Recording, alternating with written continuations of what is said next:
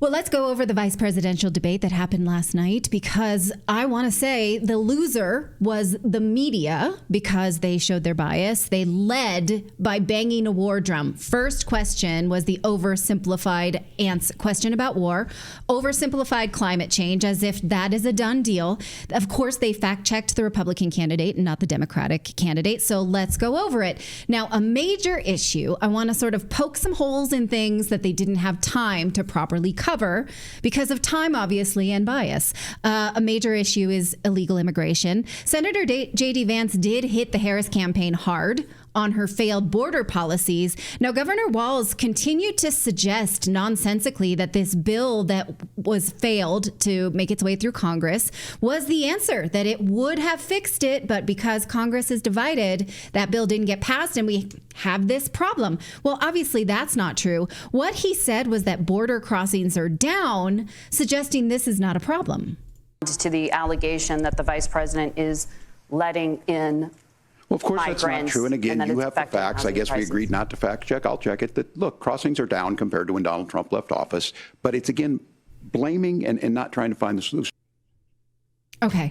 This crossings are down bit, just most of us were like, I can't let that go. Obviously, I can't. This is what George Bush would call fuzzy math, because let's look at the official data, which we know is low, artificially low, from the Customs and Border Patrol, which shows crossings in a downward slope this year alone. So I guess you could say crossings are down, but not since Donald Trump left office. So that bit is false. So what you're looking at here is the average number of encounters that the Border Patrol has counted. We know most of them don't get counted year over year. So 2021, the first year Biden-Harris was in office, is the blue, and then 2022, yellow, and then the dark blue, 2023, and 2024 is orange. So you could say that the orange line is on a downward trajectory, but take a look where those numbers are, because this is every month,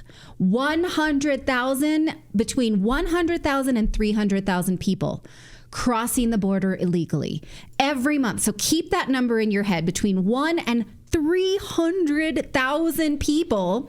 That means that in 2021 alone, there was 1.7 million encounters, and it's only gone up from there to over 2 million people. Now compare that to when Donald Trump took office, and that number was never higher than 500,000 for the whole year. Now the chart you just saw, recall, had over 100,000 and up to 300,000 people per month. That's the average. And then look at this next chart where it is almost never over 100,000, except this one red peak in 2019. But this includes the Obama years too. It was never over 100,000 in any given month and always under 500,000 every year. So we have every year 500,000 on average between Obama and Trump, and then Biden-Harris takes office and it's upwards of 2 million. So that's pretty crazy. I mean, it was fuzzy laughable. math, right? I almost fell out of my chair. I was like, did he really just say that? That crossings are down. And so we give him the benefit of the doubt for the fuzzy math that yes, in 2024, our official data shows a downward trajectory, but not since Trump took office. So I just couldn't let that math go. Yeah. And also the manipulation of this data, which we've covered here on the show, the immigration data. It's like, oh, you mean, so when you're sending them back, they get to mark these individuals as being sent back, and then they're picked back up and brought back into the United States. But the Biden administration gets to mark them as having been released, having been and been returned. No, and then they bring them back into the United States. They're not counted. Yeah. So that same person is basically a net zero, because they count as a negative when they, or as a negative when they send them back. When they come back, that's a positive. So it's just a zero. It zeroes out. Yeah. Right, I guess so. Yeah, I see the manipulation of the data here, right? It is indeed fuzzy math. Do you remember that? I watched that debate live, that George Bush of course, the fuzzy math. That's famous. Well, the CBS host then clarified that many of these people are not illegal because they've been given temporary status, so it's all good. Well, JD Vance pushed back on them that the Biden administration actually has just given them an app, like a text message, and that hardly solves the problem. Watch. And just to clarify for our viewers, Springfield, Ohio does have a large number of Haitian migrants who have legal status, temporary protected status. Well, Margaret, but thank you, Senator. We have so much to get to. Margaret, I think it's important because we're going to turn out of the economy. Thank you, Margaret. The rules were that you guys weren't going to fact check, and since you're fact checking me, I think it's important to say what's actually going on. So there's an application called the CBP One app, where you can go on as an illegal migrant, apply for asylum or apply for parole, and be granted legal status at the wave of a Kamala Harris open border wand. That is not a person coming in, applying for a green card and waiting for 10 years. That is the facilitation of illegal immigration, Margaret, by our own leadership. Thank you, Senator, for describing the legal process. We have so much to get to, Senator. Those laws have been on the books since 1990. Thank you, gentlemen. The CBP One app has not been on the books since 1990. It's something that they cut their mics. Yeah. Unbelievable. Gentlemen, the audience can't hear you because your mics are cut. Okay. That was pretty unbelievable moment. I also want to say it was a masterclass in how to keep your cool from JD Vance. He had an amazing performance when it comes to debate performance. He was prepared. He could not get flustered. It's just, that's how you do the homework to show up in order to deliver your message. No matter what you think of what he said, I even showed my kids, I'm like, this is how you prepare and perform. Not everyone has this quality. Go ahead. Tony Garrett in our Rumble chat says, when you cut a guy's microphone, you don't prove him a liar. You prove you fear what he has to say. Right. Yeah. And he was basically totally outing the CBP One app, which we've talked about here extensively on this show with J.J. Carroll and others, and how you can use this app. It's basically like free travel into the United States by using this application that was rolled out and implemented by the Biden administration. Right. So Walz was like, yeah, these laws have been there since 1990 on the asylum portion of things. No, this app has been rolled out and I didn't have any apps in 1990. Did you? I didn't have any apps on any phone. David, what were you going to say? Well, I was going to say, and the moderators themselves said at the very beginning they were not going to fact check during the debate at all, that they could fact check each other, but that was it. So they went against their own rules in that fact check. Several times. And I'm going to show you their climate bit as well. And in fact, he's right. The U.S. government does have an app for for immigrants to get temporary status. That's why she's calling them legal. The question we should ask is, why is our government doing this? Granting so many people so much entry without proper vetting. In fact, we showed you this from ICE over the weekend. This was released. We talked about it on Monday, that there are over 660,000 criminals that ICE knows about that they do not have in custody, because under the Biden-Harris administration, they are not allowed to pursue and detain or deport these people. So even for those who are not criminals, our government has not explained to us how we can support 3 million new people per year. They did it without our consent, and the Harris administration the Harris campaign has not said or committed to how they will deport criminals or stop the flow. They're just saying that they want a new congressional bill to fund the wall, which will not fix the problem that they have created. So that's not an answer. Now, JD Vance called Kamala Harris the border czar, and CBS published this fact check on X, claiming that this was false. Only it's not false. Take a look at CBS's own coverage from 2021, and there's much video of their newscasters calling her the border czar. I don't know why they would do this to embarrass themselves, but don't worry, because Twitter community notes are handling it, and that's pretty fun. Moving on to the war, my biggest problem was that the moderators warmongering were more than the candidates. In fact, here's how they opened the debate, lying about the attack on Israel, that it failed. We talked about how yesterday at least 20% of it landed. Also, she says Iran is 2 weeks away from a nuclear weapon. That's never been proven. I don't know where she gets that. The International Atomic Energy Association has never seen that, despite regular checks of Iran's nuclear enrichment program. The Obama administration tried to sanction the holy hell out of Iran only on a hunch that they had a nuclear weapons program. Also, we launched a cyber weapon on their nuclear reactors to make sure that they couldn't. So why does she say this? Where does she get this other than the fact that she's trying to sell you a war? Listen. Earlier today, Iran launched its largest attack yet on Israel, but that attack failed thanks to joint U.S. and Israeli defensive action. President Biden has deployed more than 40,000 U.S. military personnel and assets to that region over the past year to try to prevent a regional war. Iran is weakened, but the U.S. still considers it the largest state sponsor of terrorism in the world, and it has drastically reduced the time it would take to develop a nuclear weapon. It is down now to 1 or 2 weeks' time. Yeah. Governor Walz, if you were the final voice in the Situation Room, would you support or oppose a preemptive strike by Israel on Iran? You have 2 minutes. Well, thank you. And thank you for those joining at home tonight. Let's keep in mind where this started. October 7th, Hamas terrorists massacred over 1,400 Israelis and took prisoners. Okay. Jack Burton in our Rumble chat says Iran has been 2 weeks away from nukes for at least a decade now. It's always 2 weeks. They're 2 weeks away. Right. They're 2 weeks away. It reminds me of, did you guys ever watch Money Pit with Tom Hanks? How long is it going to take for the construction of the house? 2 weeks. 2 weeks. 2 weeks to finish this house. Yeah. That's a good one. Yeah. Also, if this started on October 7th, why did Israel have hostages to exchange? You should ask yourself that. Right? That's sort of an ignorant statement. And it shows that that's when he started studying, maybe October 7th. Maybe October 7th. He's like, oh, this is an issue. Let's see what's going on here. What's going on here? The same way as people who thought the war in Ukraine started in 2022.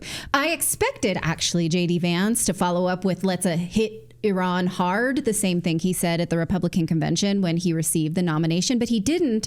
I was surprised by that because I was bracing for it. Instead, he was actually the only one on the stage who mentioned diplomacy in order to avoid further war.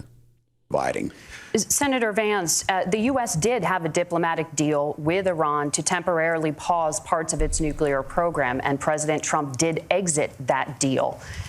He recently said, just 5 days ago, the U.S. must now make a diplomatic deal with Iran because the consequences are impossible.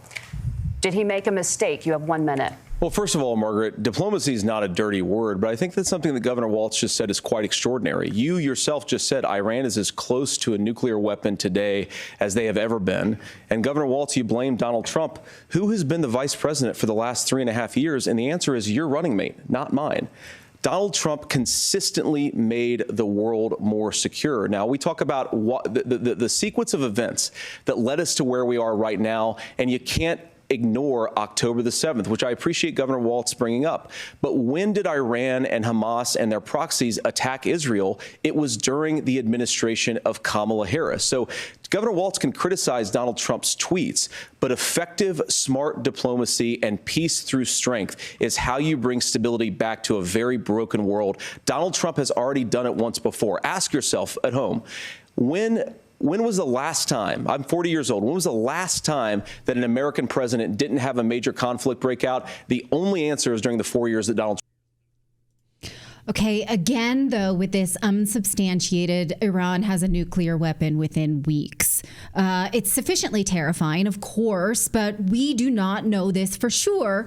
Plus, the Biden administration has refused to talk even to Iranian leaders about this nuclear program when they so clearly offered, look at this, from a few weeks ago in August, the new president of Iran and the supreme leader both said they would talk to the United States about a nuclear agreement, show them their cards if the U.S. agreed to lift sanctions, but the U.S. refused. In fact, the Biden administration said, no, we're not going to do this. We're not interested. Here was their response. We don't want to do this until the IAEA looks at their nuclear program, which the IAEA has been saying all along. We do see their program. We don't have a problem with it. So this is based on lies. Both sides lying about a war with Iran. This is because you want a war. You want a war with Iran. Because then you remove that from the table. Yeah. Like, we're not going to go look, because then we'll know, and then there goes out the window our justification for going to war for 20 years. They assume you don't know any better. They can say that kind of shit because they think you're not actually following along with the IAEA. But guess what? That's my job. So I am. And I have never seen proof of Iran's nuclear program. So, okay. If you have seen it, show me. But don't send me a news headline. If we can have them, I don't think we should be the ones telling anybody else who can't, because we are the only one. Like, the world should not want us to have them, because we're the only ones in the world who have used them on civilization. Sure. 2 of them. So why do we think that we have the right to tell anybody whether or not they can have nuclear weapons at all? It's not our business. Yeah. Well, even when we do, we told Israel they couldn't have nuclear weapons in the 1960s. We said absolutely not, under no circumstances, Dwight Eisenhower, and they did it anyway. And then they lied to JFK about having them. And Eisenhower warned JFK about it. And when JFK tried to shut it down, well, I think we know how that all ended, right? But anyway, so we can tell people this. And they're keeping a political prisoner of the whistleblower who told the world about it. He's been trying to leave Israel for decades, and nobody will take him because nobody wants to piss off Israel. Look up the case of Mordecai Vanunu, please. Okay, well, 2 more things I know. Really quick time in on the 2 weeks thing, like the nuclear capable in 2 weeks. That is just physically impossible. They would either have to have them already, because of the enriched uranium you would take to you can't just slap a bit of uranium on a ICBM you have and be like, there we go. It doesn't work that way. So there's no possible way it can be 2 weeks away. No, it's not like baking a cake. I mean, it takes like to get like, I think it's like something like even around like 80% pure uranium is going to take like months and months, but it takes years to enrich to the 90% you would want for it. So it's like that. It's just they would either have to have it now, and the IAEA would know about it, or they're a year away from it. At any point that they don't have a nuclear program, they're at least a year away from it. Not 2 weeks. Okay. It's not possible. No, it's 2 weeks, Philip. It's 2 weeks. Yeah. My bad. My it's math like a is potion. fuzzy. Yeah, it's 2 weeks. Thank you for that important context. Okay, let's move on to the climate change bit, because the moderator said that recent hurricanes were an indication of human-caused climate change, and we've never seen hurricanes like this before, she said. Watch. Scientists say climate change makes these hurricanes larger, stronger, and more deadly because of the historic rainfall. Okay, I'm sure she can find some scientists to say that, but there is absolutely no agreement amongst environmentalists and environmental scientists that that is the case. According to NOAA, the National Oceanic and Atmospheric Association, they cannot conclude that greenhouse global warming has caused more tropical storms. We've shown you this before.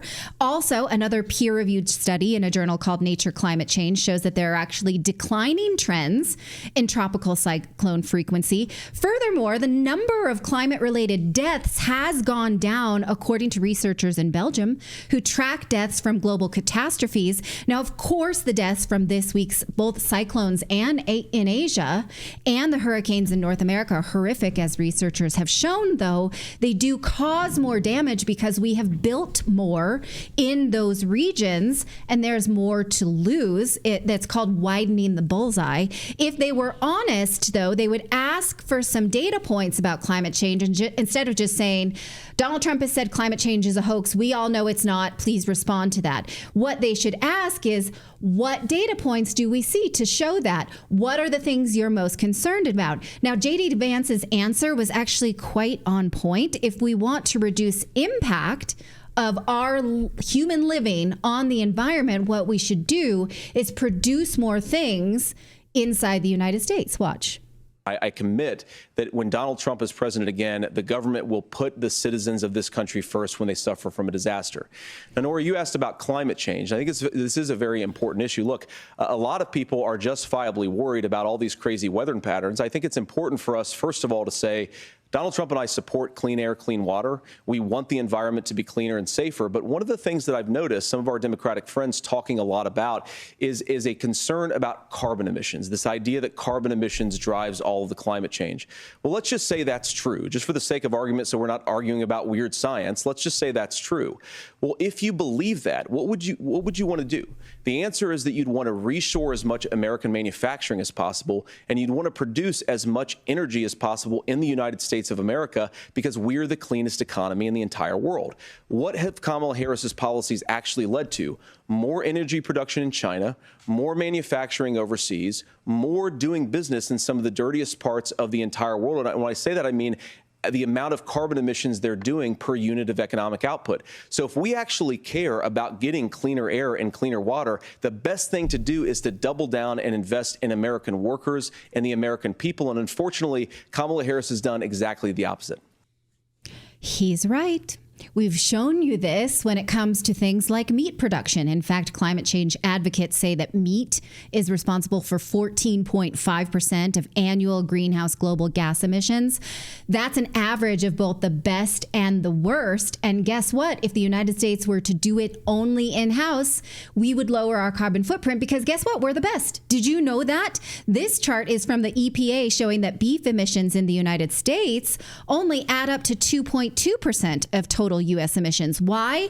Because we get more efficient year over year. So JD Vance is absolutely right that we are an advanced nation. We can do things better than they do in other nations. So same argument can be made with rare earth mining, car manufacturing. The problem is we have lunatics that sue the government to make sure that we can't do it. So we buy our stuff overseas, and that actually makes it worse. So that was actually a really good answer. And finally, credit to where credit is due. The moderators did actually push Governor Tim Walz on his misstatement about his past, not about his military record, though. They just left that off, which was weird, right? But they did care about whether or not he was traveling in Hong Kong during the Tiananmen Square protests. And they did actually let him squirm for a bit. And I'm going to play that in its entirety for you. We want to ask you about your leadership qualities. Governor Walz, you said you were in Hong Kong during the deadly Tiananmen Square protests in the spring of 1989.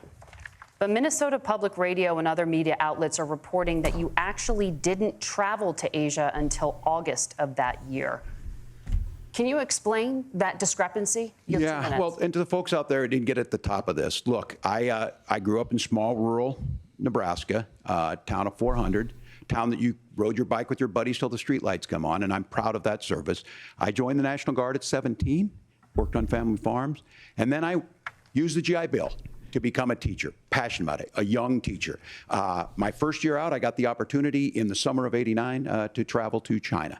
35 years ago, be able to do that. I came back home and then started a program to take young people there. We would take basketball teams, we would take baseball teams, we would take dancers, and we would go back and forth to China. The issue for that was to try and learn. Now, look, my community knows who I am. They saw where I was at. Look, I will be the first to tell you, I have poured my heart into my community. I've tried to do the best I can, but I've not been perfect, and I'm a knucklehead at times, but it's always been about that. Those same people elected me to Congress for 12 years. And in Congress, I was one of the most bipartisan people, working on things like farm bills that we got done, working on veterans benefits. And then the people of Minnesota were able to elect me to governor twice. So look, my commitment has been from the beginning to make sure that I'm there for the people, to make sure that I get this right. I will say more than anything, many times I will talk a lot, I will get caught up in the rhetoric, but being there, the impact it made, the difference it made in my life, I learned a lot about China. I hear the critiques of this. I would make the case that Donald Trump should have come on one of those trips with us. I guarantee you he wouldn't be praising Xi Jinping about COVID, and I guarantee you he wouldn't start a trade war that he ends up losing. So this is about trying to understand the world. It's about trying to do the best you can for your community. And then it's putting yourself out there and letting your folks understand what it is. My commitment, whether it be through teaching, which I was good at, or whether it was being a good soldier or was being a good member of Congress, those are the things that I think are the values that people care about. Governor, just to follow up on that, the question was, can you explain the discrepancy? All I said on this is I got there that summer and misspoke on this. So I will just, that's what I've said. So I was in Hong Kong and China during the democracy protests went in. And from that, I learned a lot of what needed to be in governance. Thank you, Governor. You almost feel sorry for him a little bit. It was so don't uncomfortable. You? I mean, it is such a Midwestern, like, I was just a knucklehead, you silly goose kind of thing. Anytime you're admitting you're a knucklehead on national television, he's yeah, but good on her for actually like circling back, because I hate it. I hate when politicians get away with that, when they're like, hey, what is your stance on such and such an issue, and they give a complete 2-minute non-answer, and everybody's like, oh, okay. Like, I like that she circled back. Well, I'm going to give her credit for that. Yeah, that's the first time I have seen them hold that side accountable on just one question, but that's the first time that's happened that I've seen. Yes. Yeah. I wish it had happened to Kamala Harris more for the bumbling around she did during her debate, but it didn't. So, okay. Do you care about that? Well, I care more about the free speech and the warmongering, the abortion bit, the border. But it was a data point. Anyway, maybe the moderators could say, see, we're not biased. We pushed him a little bit on this, but they did not go to his military record about whether or not he was in Operation Enduring Freedom in Afghanistan when he has billed himself as such. I care more about that than where he was during his travels. Well, I'd also like to know about his China connections, traveling there, dozens upon dozens of times. The House of Representatives is now investigating him for that. And what are his connections there? I'd love to know about that. Sure. Yeah. So for the sake of time, we're going to leave it there. I definitely could go on about free speech, about their abortion, about, there was a lot, whether or not JD Vance was right to get in the weeds of January 6th. He pivoted away from answering for January 6th with free speech. I'm not sure that pivot actually worked, but free speech is an important thing to talk about because of the censorship campaign under the Biden-Harris administration. But we'll leave it. Does it matter? Nominally, I think most voters at least saw their biases reinforced, but we did at least see mutual respect, which we don't see a lot in American politics. And I think that those two showed how to disagree without being hateful. They didn't really call names, and I was happy to see that. So we're going to leave it with that civil silver lining. Say that. Like that. Civil silver lining. You say that to yourself.